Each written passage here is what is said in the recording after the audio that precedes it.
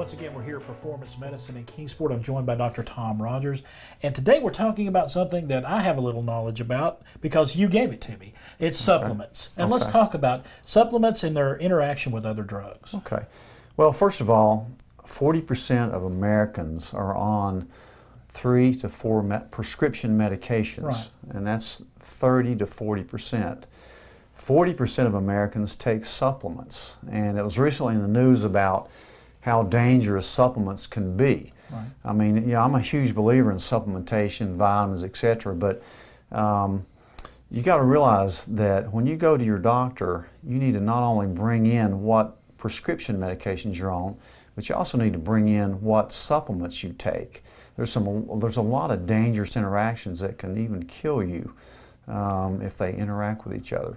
And before you even start taking supplements, you know, even they're sold over the counter in most cases, you really need to go to a doctor like yourself and make sure that what you're doing is correct for you, don't you? Right. You know, just don't haphazardly get on a supplement that you've been sold by, you know, some vitamin shop or health food store without talking to a doctor and looking at your prescription medications. Example, especially with the statin class. You know, we've talked a lot about the cholesterol medication group called statins.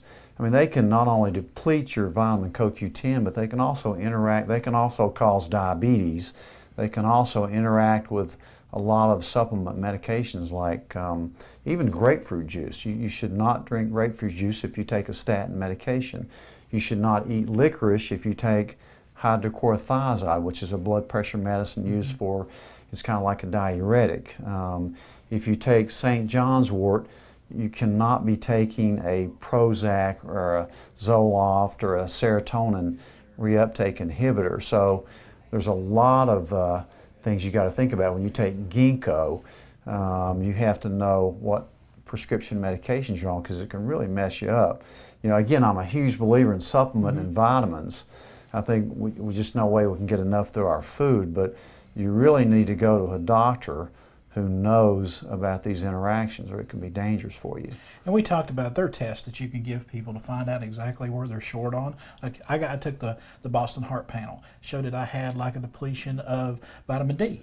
And you helped me out and get us some vitamin D supplements. That's the kind of interaction you need to have with your doctor in order to make sure you make the good choices. Right? Exactly right. You know, we run a lot of tests. We do a lot of genetic testing. We do a lot of Boston Heart Panels, which gives me a great idea about, you know, your metabolic system like insulin resistance and all that. And also we do the genetic test, which shows us what medications that you should definitely stay away from according to your DNA. So that's kind of what we do. All right. Dr. Tom Rogers, as always, great information. Thanks, Chris. And if you need more information, head over to performancemedicine.net. The preceding portion of Daytime was sponsored by